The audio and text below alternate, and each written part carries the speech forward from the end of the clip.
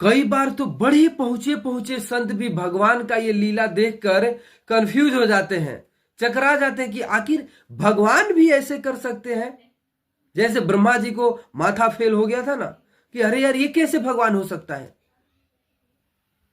तो ठीक उसी प्रकार जैसे गोपियां एक गिलास छाछ भगवान को देने के लिए भगवान उनके सामने घंटों नाचते थे कि मुझे एक गिलास गोपिया छाछ दे दे। जिसके घर में 9 लाख गाय है, गाय गौरस के रखने के लिए कुआं बना, वो भला किसी और के एक गिलास छाछ के लिए घंटों क्यों नाचेगा। ये केवल प्रेम है भगवान को, और कुछ नहीं है, केवल प्रेम है।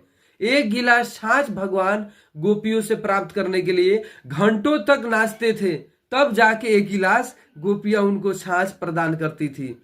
ठीक उसी प्रकार भगवान जो 2 कदम में तीनों लोकों को नाप दिए थे भगवान वामन देव, वो भगवान केवट के आगे एक गंगा मैया का पार करने के लिए निहोरा कर रहे हैं। कि गोस्वामी जी लिखते हैं, जासु नाम सुमरत एक बारा, जिसके नाम एक बार अगर कोई व्यक्ति श्रवण कर ले, सुमिर ले, जप ले, वो भगवान के नाम सिंधु उतरही नर सिंधु अपारा, सिंधु को भी पार कर सकता है। एक बार यदि कोई भगवान का नाम प्राप्त कर ले, नाम जप कर ले, भगवान का सिमरन कर ले, वो भव सिंधु को प्राप्त कर सकता है। वो भगवान एक गंगा मैया को पार करने के लिए केवट से क्या कर रहे हैं। गोस्वामी जी आगे लिखते हैं, सोई कृपालु केवट ही निहोरा, केवट जी को निहोरा कर रहे हैं। निहोरा मतलब मना रहे हैं कि हे केवट जी, मुझे ये नाव अपने नाव पे चढ़ा के और मुझे ये गंगा मैया को पार करा दो।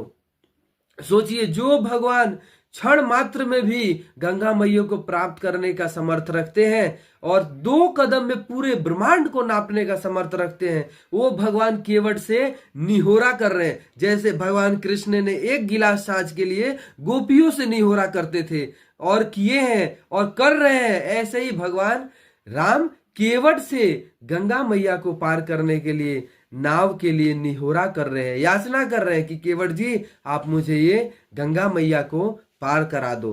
कितनी भगवान विनम्र है, कितना भक्त की सेवा करते हैं।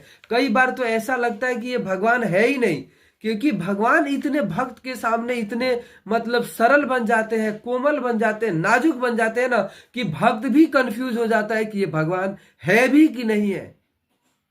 इतने कृपालु भगवान है। गोस्वामी जी कहते हैं कि रे सठ मन, इतना कृपालु भगवान राम को छोड़ के और तू इधर उधर क्यों भटक रहा है। भगवान राम कृष्ण का भजन कर। और एक संत ने तो यहाँ कहा है कि जो